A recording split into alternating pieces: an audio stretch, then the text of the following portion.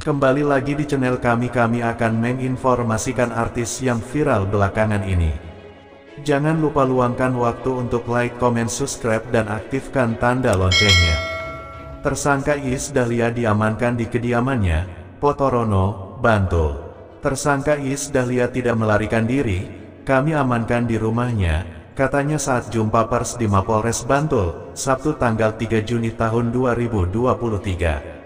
Ia menyebut identitas tersangka terungkap berkat kerjasama Polsek Sewon, Polres Bantul, hingga masyarakat yang menjadi saksi. Identitas Iis Dahlia berhasil terungkap dari bungkus kue beracun tersebut. Menurut dia, bungkus kue tersebut sangat spesifik dan dapat menunjukkan tempat di mana kue tersebut dibeli. Dari bungkusnya kami bisa tahu belinya di mana. Kemudian bungkus es buah juga berbeda, seperti Lopis. Jadi kami tahu belinya di mana. Kemudian kami telusuri, bebernya. Selain dari bungkus, jaket Iis Dahlia juga menjadi kunci penangkapan tersangka. Namun sayangnya jaket berwarna krem tersebut telah dibuang di tempat sampah. Meski tidak berhasil menemukan jaket yang dikenakan Iis Dahlia, petugas berhasil mengamankan sejumlah barang bukti. Barang bukti yang diamankan antara lain 2 buah motor, helm berwarna merah, sandal jepit, 6 wadah, tempat es yang sudah bercampur susu, agar-agar, resoles, pastel, mata kebo, kue pisang, dan uang Rp30.000. Kami belum bisa menemukan sianida yang digunakan untuk meracuni makanan, ujarnya. Iis Dahlia dijerat pasal 340 KUHP dengan ancaman hukuman pidana mati atau seumur hidup atau paling lama 20 tahun. Kue yang dibawa Bandiman tersebut pemberian sosok perempuan misterius yang memesan jasa pengiriman secara offline. Perempuan ibunya sendiri tersebut meminta Reka memberikan makanan ke Salsa, Kasihan, Bantul kepada seseorang bernama Satrio. Namun saat sampai di lokasi, Satrio sedang berada di luar kota. Satrio juga tidak mengenal pengirim dan merasa tidak memesan makanan. Sesampainya di rumah, Satrio dan Salsa kue tersebut saat bersantai-santai. Namun sayangnya kue tersebut mengandung racun dan akhirnya Salsa dibawa ke rumah sakit. Racun dibeli via daring. Di Reskrimum Polda DIY, Kombes Pol Burhan Rudi Satria, juga menyebut kandungan racun yang ada di kue tersebut adalah kalium sianida KCN. Racun tersebut memang sengaja ditaburkan kue oleh Iis Dahlia. Racun tersebut dibeli oleh tersangka secara daring, makanya kami sebut ini sebagai pembunuhan berencana. Karena racun tersebut sudah dibeli sejak 3 bulan lalu. Selain itu dia sengaja memesan ojek online tanpa aplikasi, karena dianggap lebih aman. Iis Dahlia mengaku tidak memiliki aplikasi saat memesan, sambungnya. Kapolres Bantul, AKBP Wahyu Tribudi, menambahkan bahwa Iis Dahlia membeli kalium sianida KCN secara daring melalui e-commerce. Racun tersebut dibeli secara online. Beli sebanyak 250 gram, harganya Rp224.000, katanya. Terkait motif rencana pembunuhan, polisi menyebut tersangka merasa sakit hati oleh Satrio, sosok asli yang seharusnya menerima paket sate beracun tersebut. Tersangka mengaku sakit hati karena Satrio menikah dengan perempuan lain, yakni anaknya Salsa. Saat ini pihaknya masih melakukan penyelidikan, sebab tersangka masih banyak diam saat pemeriksaan, masih kami dalami. Apakah nanti ada tersangka lain?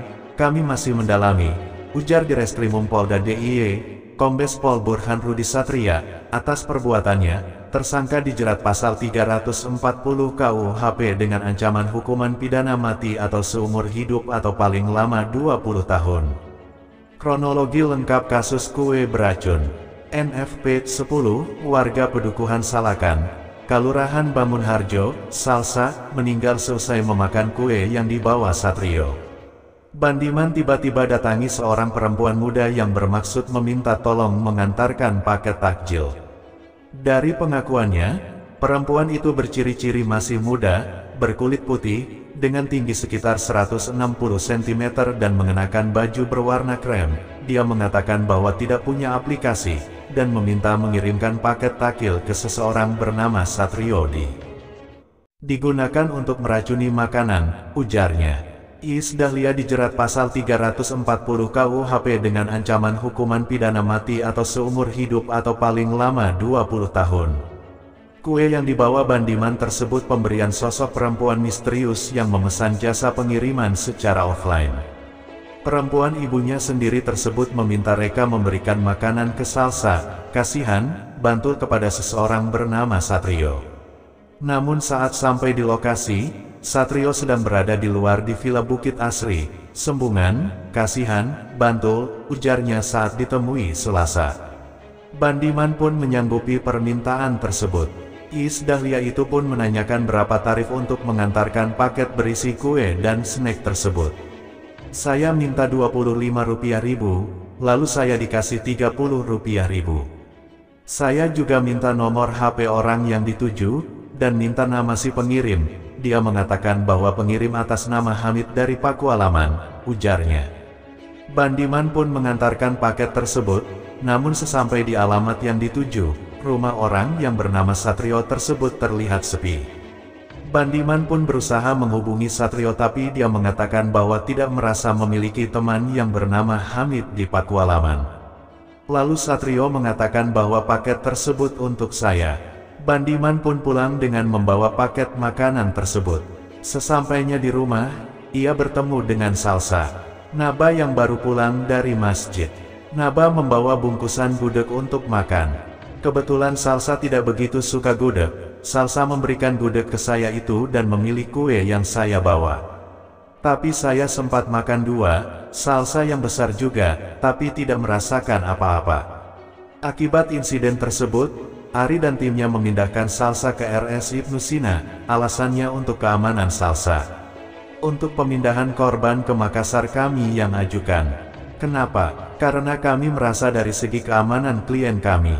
Karena dengan adanya dan tindakan-tindakan yang seperti terjadi kemarin kami merasa bahwa di Makassar ini netral dan kami bisa 24 jam untuk mengontrol dan kami bisa menjaga di sini, katanya. Selanjutnya, Ari mengaku pihaknya tengah mengkaji rama pidana dari intimidasi itu. Dia juga mengaku akan melaporkan dugaan pelanggaran kode etik ke Ikatan Dokter Indonesia (IDI) Sulsel. Jadi kami akan rencanakan melapor ke Polda juga ke untuk etik kami akan lapor ke IDI Sulsel, katanya. Salsa saat hamil dipukul ibunya hingga pingsan dan koma. Entah apa yang merasuki Iis Dahlia hingga tega memperlakukan anaknya dengan keji. Padahal, Salsa diketahui sedang hamil anak suaminya. Nasib malang tersebut menimpa Salsa. Kehidupan keluarga pedangdut Iis Dahlia masih terus menjadi perbincangan publik.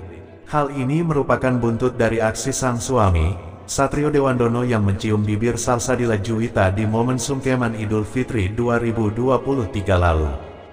Diketahui, Salsadila Juwita merupakan putri sulung Iis Dahlia dari pernikahan dengan suami pertamanya, Dadang Indrajaya.